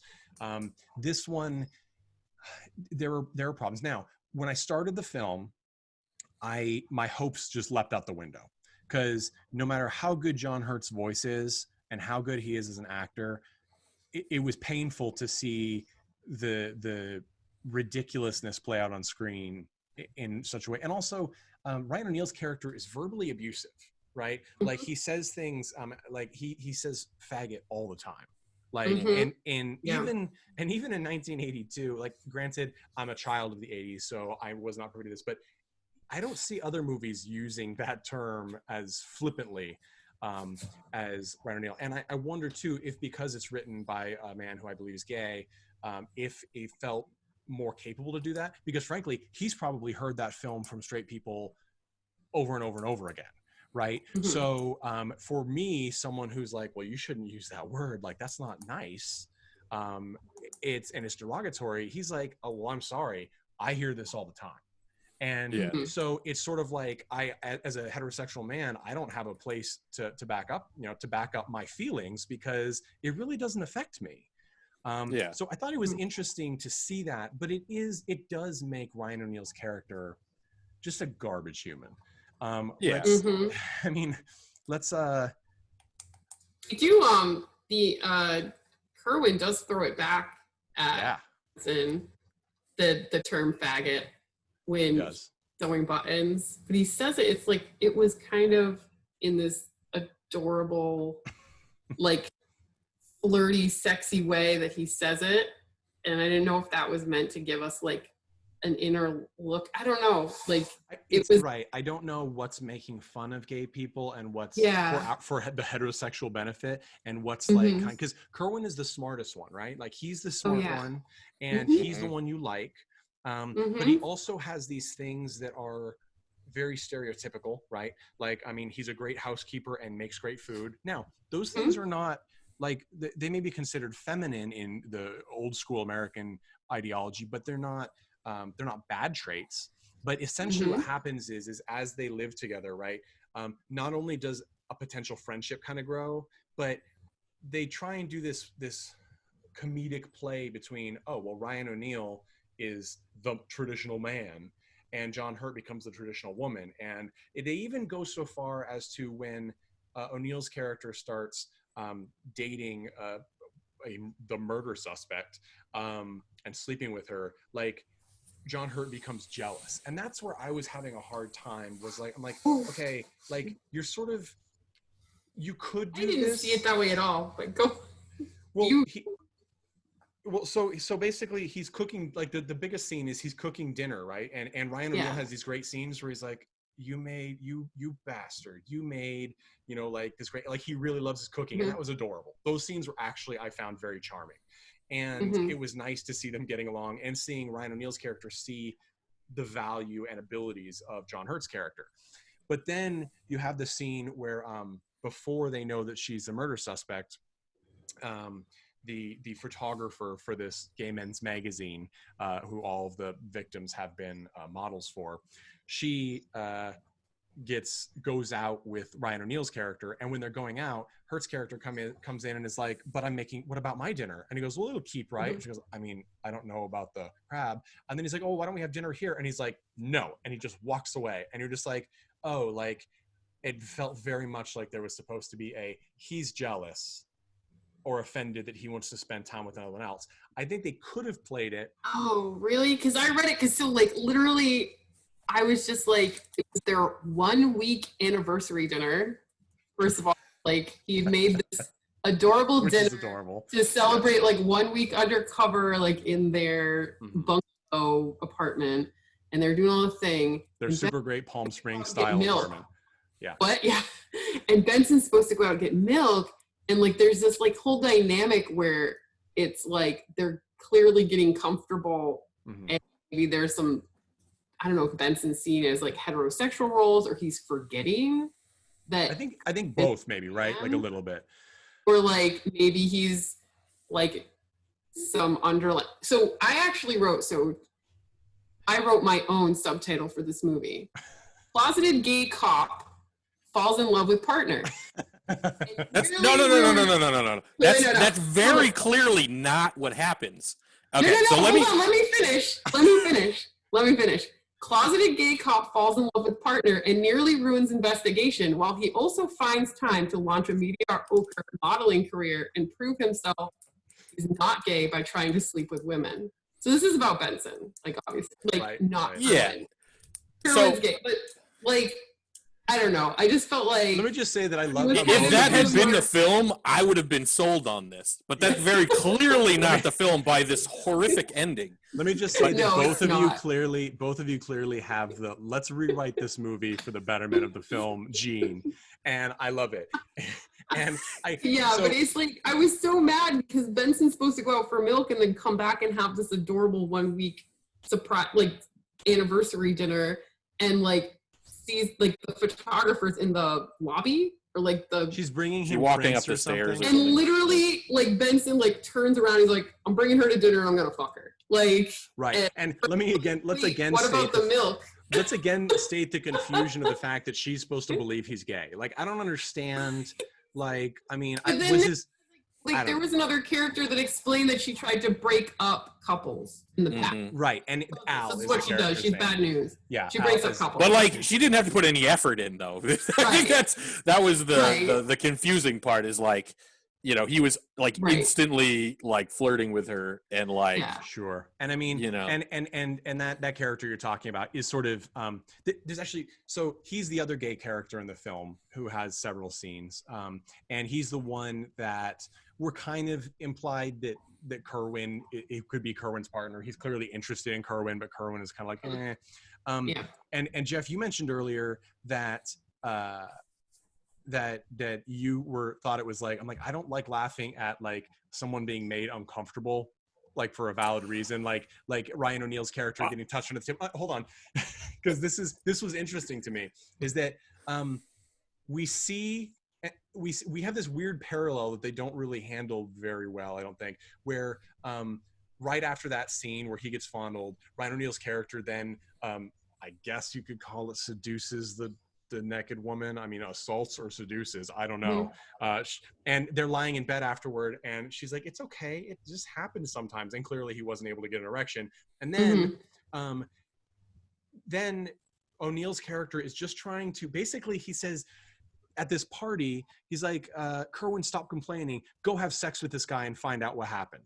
And and we're all, and he physically drags him and makes him go with this guy. And like, it's one of those cases where in the 80s, I guess it's okay.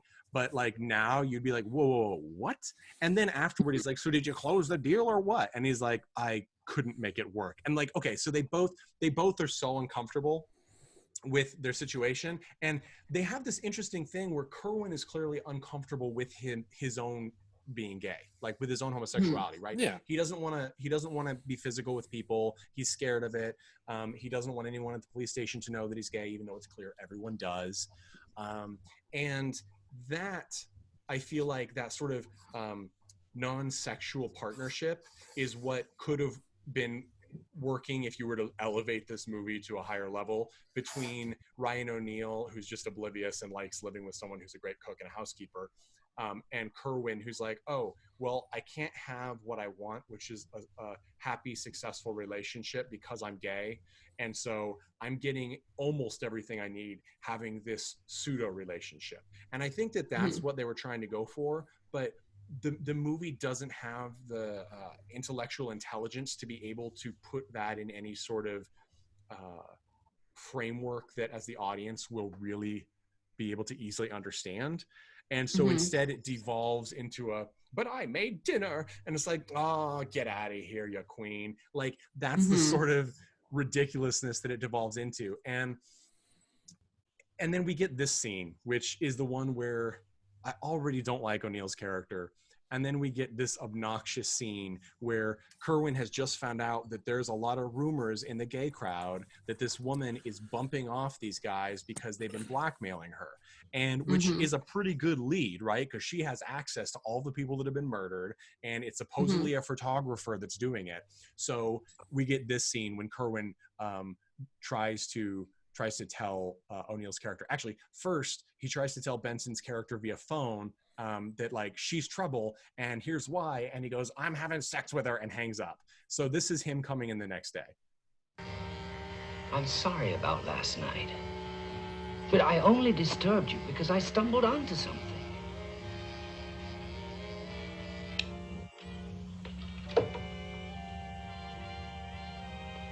They say that she killed Clyde Thompson. Who's they? Al. Well, he knows what he's talking about. He also told me that Peterson was blackmailing her and that she... Kerwin, I don't give a shit about your faggot gossip. I've taken it for 2 weeks. It's gotten us nowhere.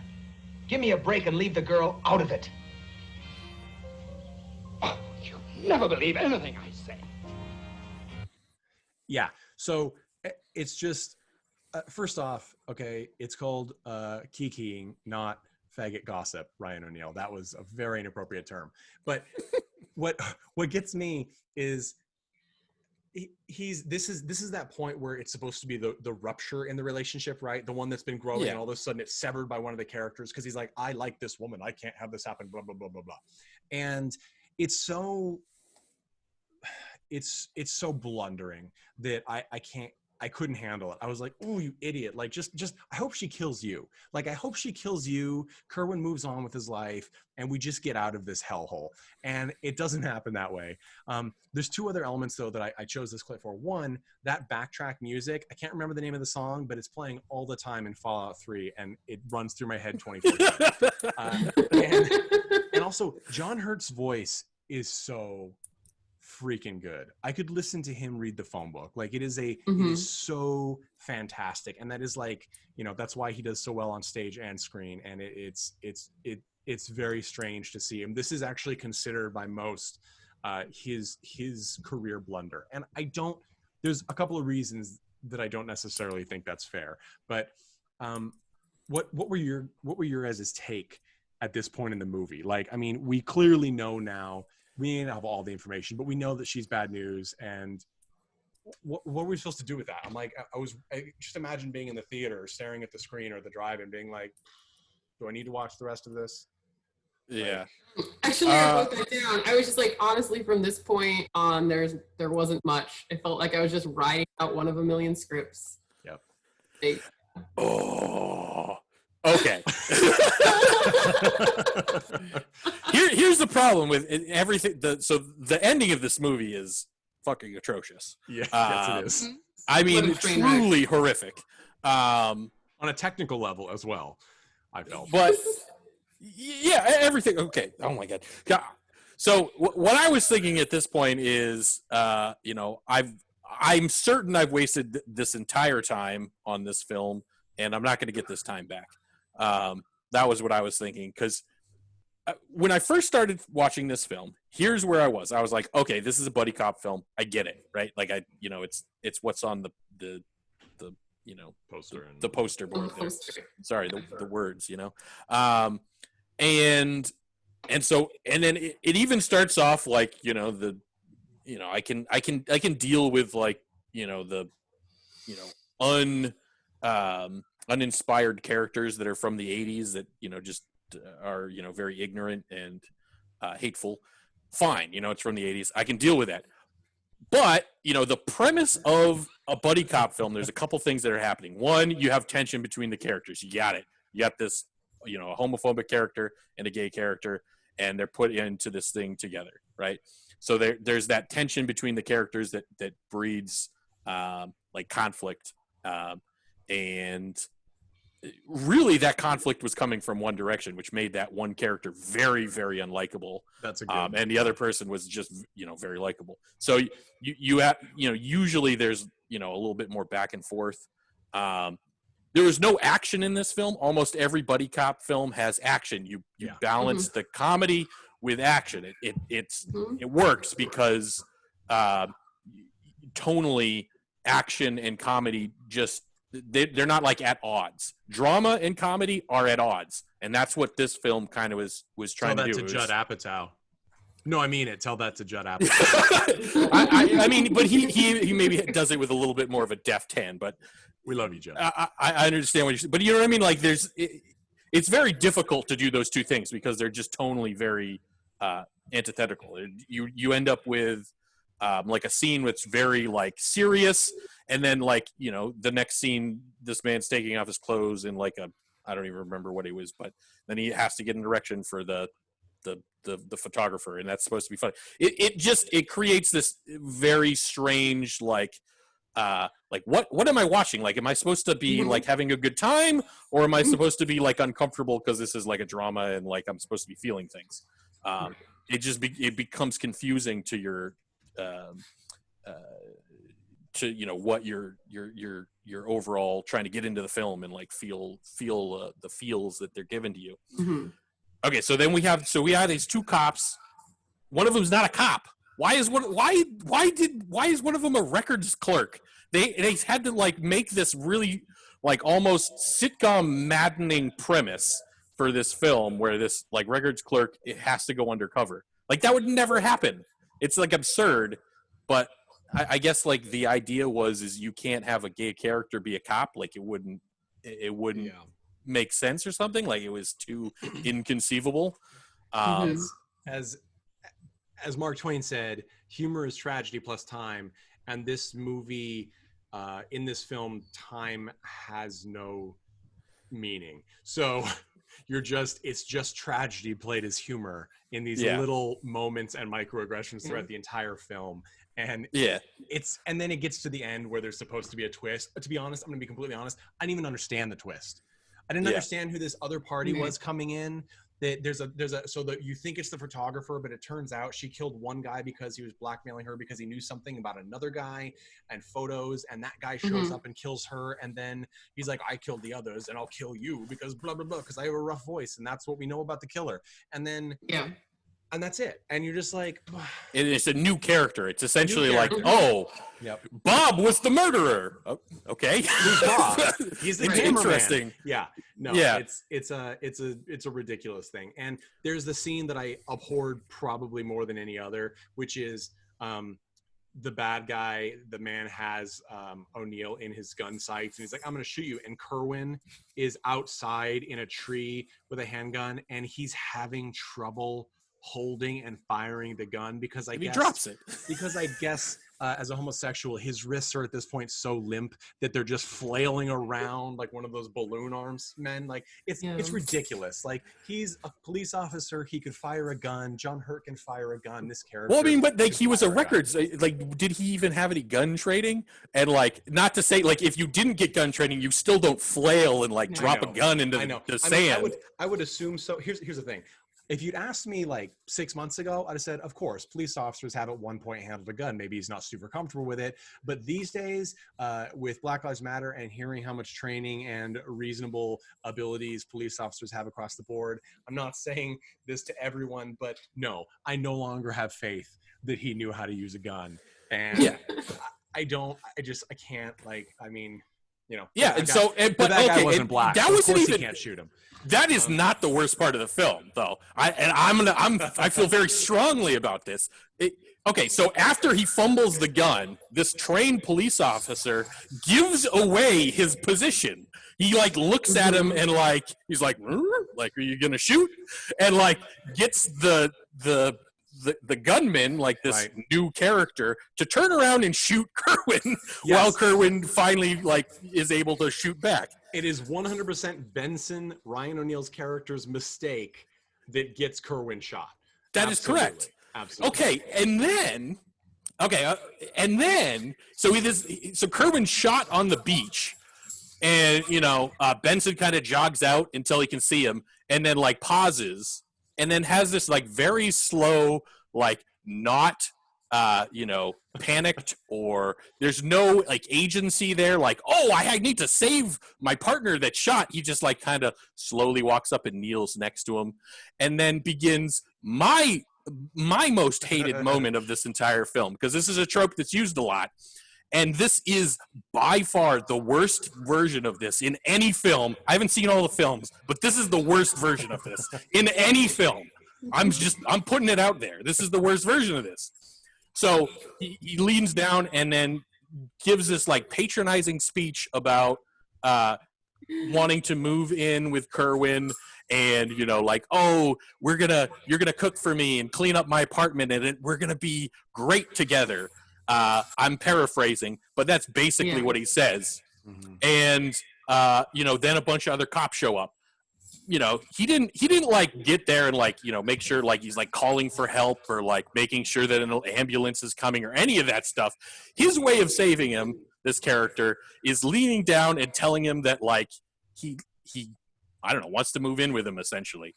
My gift to you is letting you live with my heterosexual perfectness. Yeah, and take care of me and shit. Right. And so this is just mind-boggling. Like, what is happening here? Like, what is this? Like, oh, is he actually gay? Is this like a thing that's happening? Like, what's happening? This is crazy. I don't get it. Anyways, how could Kerwin? The scene ends essentially, and then the police chief walks up to Benson, at which point he's like, essentially said, you saved his life. He wasn't going to make it unless you told him that you were going to live with him, because then he held on. This, you know, the trope of like, oh, love saves the day, you know, like it saves a character that modern medicine couldn't possibly. And then they walk off. They're starting to like walk off, and they're talking, and you know, the chief is like, you know, Kerwin was talking about like can't wait to like, you know, move in with you or whatever. And Benson stops dead in his tracks. He's like, oh shit, like, you know, like, what have I done type thing. And it's just like,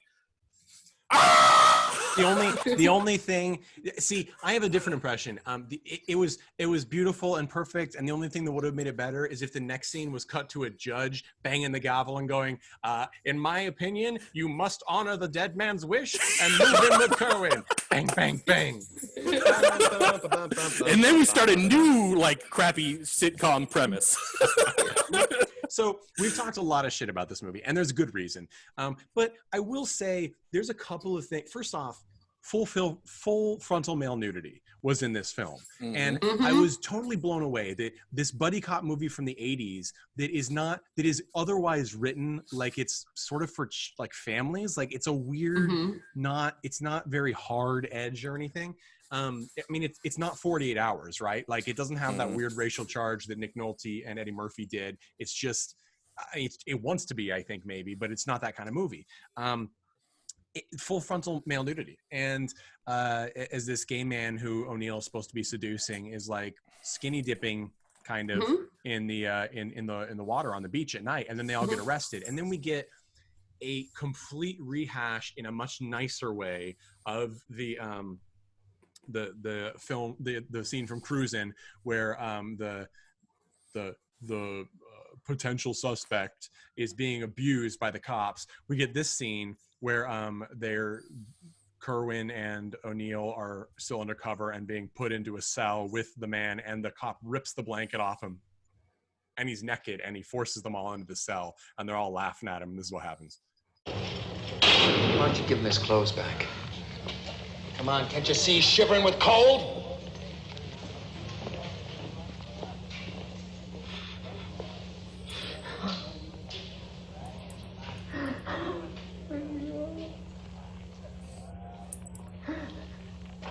It's much more impactful in audio, which is why I did that, to hear him crying and he tucks into Kerwin's chest and Kerwin's comforting him, than it is to actually see the film, because the film just does not have the gravitas to give something like this the appropriate power. Because O'Neill is like, he's like, like before he has to, bring the dog that's been hit by a car to the vet to be put down, he's just like it's supposed to be, and it is his sort of like, I'm feeling for this guy, but it's pity. It's not respect.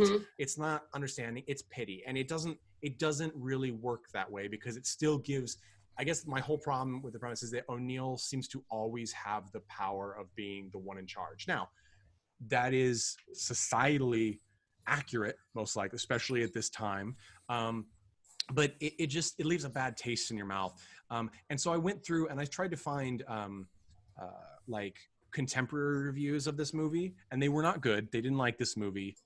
But some of the personal reviews from people who watched it were anecdotally kind of positive. They were like, it was nice to be a young gay man, a couple of kids as a kid, and see a movie that had a gay person that was not played just for jokes. Like, he wasn't, because he's not really the comedy part, right? He's actually the straight man, right? And also it wasn't about this being obviously a few years after it came out being the thing, but he's like, and it wasn't about AIDS, in that this character was not a feature of pity because he got AIDS because he did something wrong, which was anal sex. Like, no, he's like, and so I think that, and actually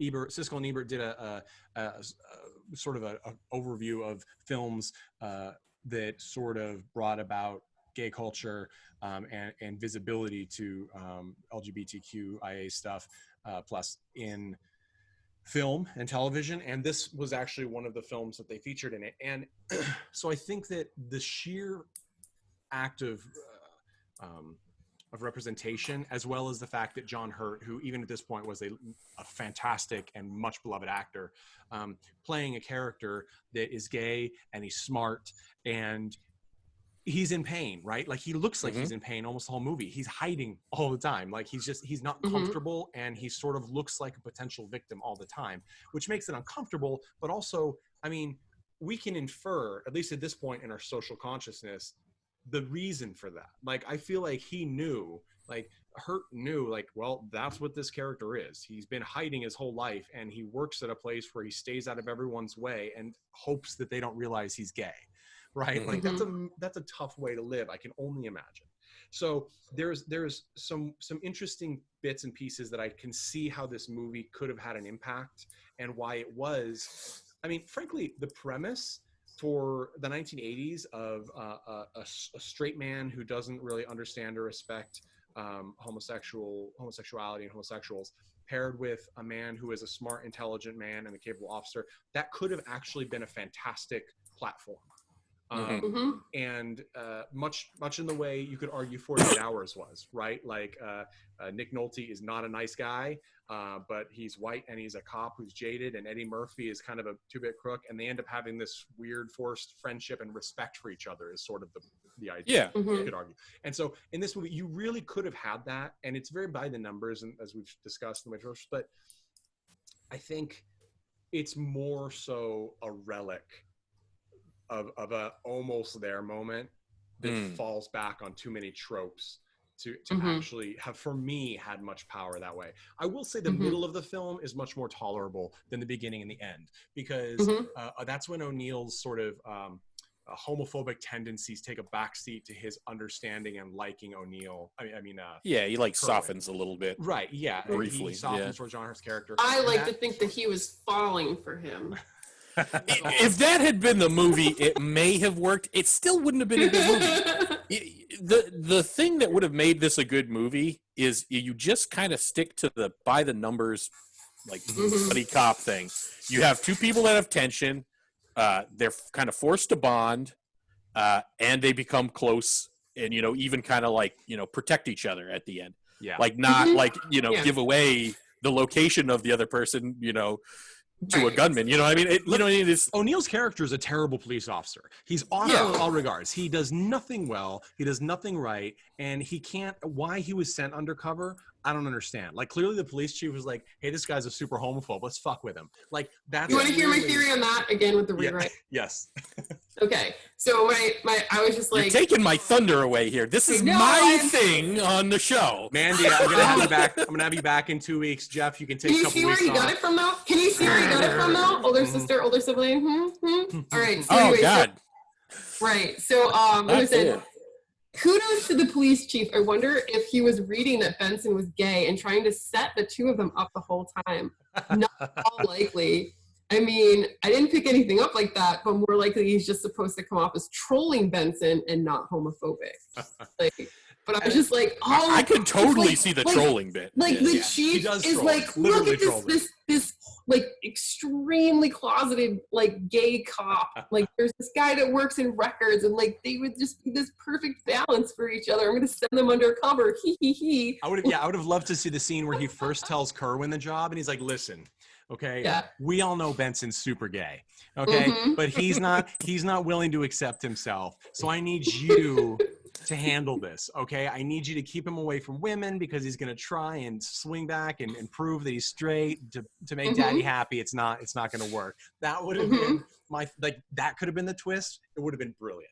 Like it would have like been that was Kerwin's briefing. Yeah. And like, right before. Yeah. And then, And I'm again struck. I want to express to people how much these two films are like the same material delivered in radically different ways. Like in the beginning, like it followed, identical. Like in the beginning with Cruisin', you have the chief invite Al Pacino's character in, and he's like, "You ever had a man suck your cock?" And he's like, what? And he's like, smoked your poles. You ever been porked? And you're like, and he's like, no, you got the wrong guy. And then in Partners, he's like, take a look at this, Benson. And he hands him like Man's Man magazine with like this Greek god figure on the front, which is the magazine that they get pictures taken for.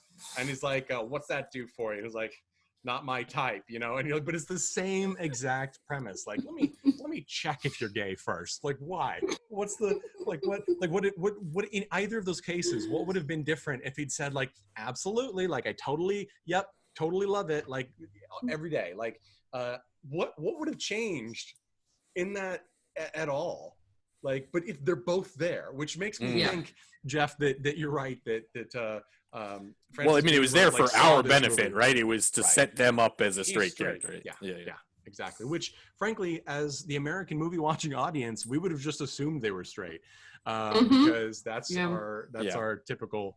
I suppose that is nice that it's kind of like not getting carded when you go to the, right. Like don't assume, like card me. Like, I want. It's stupid. It's like if you want someone to work a homicide case and you invite him in, and you'd be like, "You ever been shanked?